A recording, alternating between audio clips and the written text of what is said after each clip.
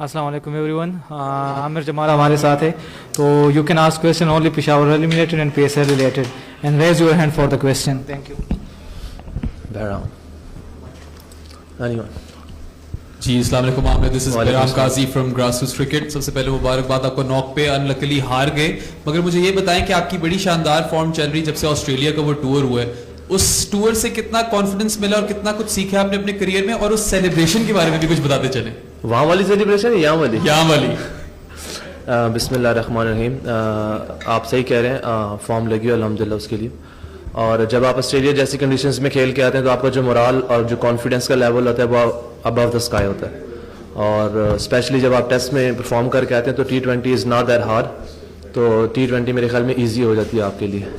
और जो सेलिब्रेशन थी, you will find every time new celebration.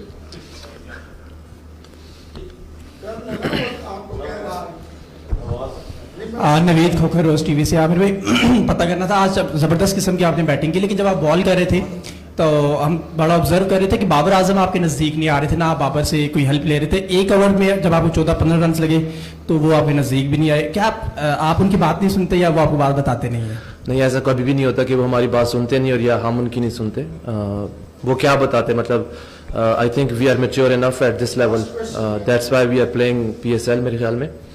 और बीइंग अ बॉलर आपको खुद असेस करना होता है कि कौन सी टाइम पे क्या बॉल करना और क्या कंडीशंस है, क्या रिक्वायरमेंट है। तो every time captain can't run towards you, मतलब उसने बाकी चीज़ें भी देखनी होती हैं। We I think running out of the time, अगर हम थोड़ा सा लेट हो जाए तो हमें 1-2 ओवर्स ऐसे होते हैं कि लास्ट मेरे ख्याल में 2 ओवर्स होते हैं जिसमें आपका फील्डर अंदर आ जाता है, तो वो टाइम को सिर्फ बचाने के लिए होता है। ऐसा कभी भी नहीं होता कि वो ना आए और या हम उनकी तरफ ना जाए। आमिर, 18 पे आधी टीम पवेलियन लौट चुकी थी, क्या ऐसे में कितना प्रेशर महसूस कर रहे थे और थॉट प्रोसेस पूरी आपकी बैटिंग के दौरान क्या रहा था, और किस मौके तक आप लोग पूरी उम्मीद थे कि आप ओवर द लाइन अपनी टीम को ले जा पाएंगे? I think they bowl brilliant और I think that was the phase when they took the game away from us.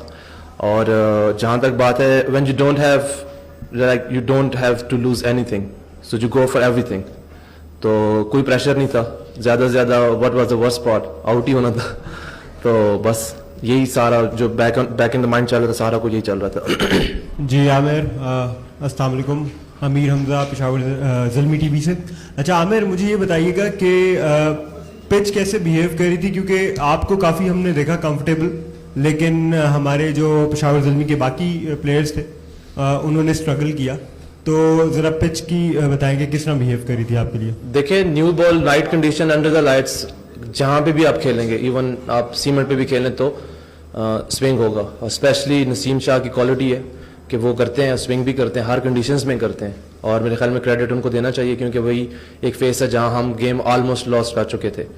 Plus जब आप सेट हो जाते हैं इस तरह की पिच के ऊपर, तो वहाँ पे आपको ये होता है कि आपने फिर विकेट लूज नहीं करनी, लाइक इतना डिफिकल्ट फिर नहीं होता।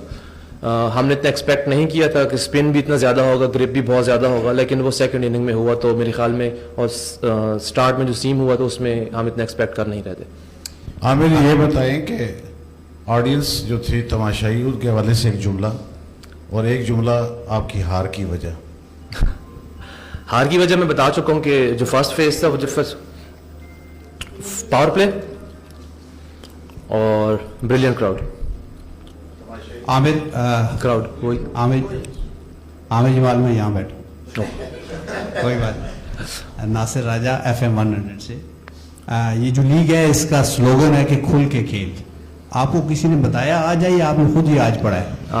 आपने खुद ही तो बता दिया, खोल के खेल। अली जफर इतना शोर कर रहा था, मैंने कहा मान ही लेता हूं। मैं चूंकि आपकी परफॉर्मेंस ऐसे लग रही थी कि आज आपने देखा है ये नहीं, मेरी नेचुरल गेम है। स्पेशली अगर जिस नंबर पे मैं आके बैटिंग करता हूँ तो वहाँ पे मेरे पास बहुत कम बॉल्स होती हैं, इतनी ज़्यादा होती नहीं है कि मैं अपने आप को पहले सेट करता हूँ, तो I have to go from the ball first. Abdul Jabbar Faisal sports बोल रहे हैं। आज जो आपने टॉस जीत के पहले जो फील्डिंग करने का फैसला, ये ड्यू फैक्टर था या टीम की मैनेजमेंट का फैसला था, और इस फैसले को कैसे देखते हैं? आई थिंक अगर वो भी होते तो वो भी बॉलिंग करते पहले, मेरे ख्याल में। उसकी वजह ड्यू फैक्टर डेफिनेटली होता है, रात के टाइम आपको ड्यू फैक्टर इफेक्ट करता है। और बाद में जो आपका जो बैट पे बॉल आना बहुत इजी हो जाता है, लेकिन हमने एक्सपेक्ट नहीं किया था कि इतना ज़्यादा सेकंड इनिंग में सीम होना शुरू हो जाएगा। तो मेरे ख्याल में जो मेन रीज़न थी हमें बैटिंग करने की वो यही थी कि हम सेकंड में चेज़ अच्छा कर लेंगे। आमिर, पिछले एडिशन में भी हमने देखा कि आप पहले 5 मैच जो है वो बेंच पे बैठे रहे और फिर रावलपिंडी में आपको मौका दिया गया। इस दफ़ा भी आप पिछले सीजन में आप रावलपिंडी में खेले, पहले मैच में आप इम्पैक्ट प्लेयर रहे, दूसरे मैच में आप मैन ऑफ द मैच रहे। इस दफ़ा भी आपको 2 मैचेस के बाद शायद ड्रॉप कर दिया गया और रावलपिंडी में आपको खेलने का मौका दिया गया। क्या आपकी मैनेजमेंट में स्पेसिफिक आपको रावलपिंडी के लिए रखा हुआ है? देखें, मेरे ख्याल में this question should have been asked from the management as well. और जहाँ तक बात है कि मेरे ख्याल में फ्रेंचाइज क्रिकेट जो होती है उसमें आपके डिफरेंट कम्बिनेशन ट्राई होते हैं और सेम लास्ट ईयर भी ऐसा ही हुआ था कि we were struggling to get that momentum going और हमने जैसे ही हमारा मोमेंटम बना तो मेरे ख्याल में मैं बाकी के सारे मैचेस खेला था। सेम इसमें भी ऐसा ही हुआ और मेरे ख्याल में शायद मेरे लिए लकी है रावलपिंडी का ग्राउंड, वो भी चाहते हैं कि यहाँ पे लक आजमाओ। Mohsin Ali, president Rawalpindi Islamabad sports association और मेट्रो न्यूज़ का मैं स्पोर्ट्स एडिटर हूँ। आमिर, आपको मुबारक हो, बहुत अच्छा आप खेले हैं। हमारे एक साबका ऑलराउंडर हैं, टीवी पे बैठ के हमेशा वो तो कहते हैं आप आम से आपको तो बैटिंग नहीं आती। ऑस्ट्रेलिया में भी आपने बैटिंग दिखाई, आज भी आपने बैटिंग दिखाई। किस तरह की बैटिंग वो आपसे देखना चाह रहे हैं? अब मैं आपकी सेलिब्रेशन, एक बंदे ने पूछा था कि वो सेलिब्रेशन की होती थी।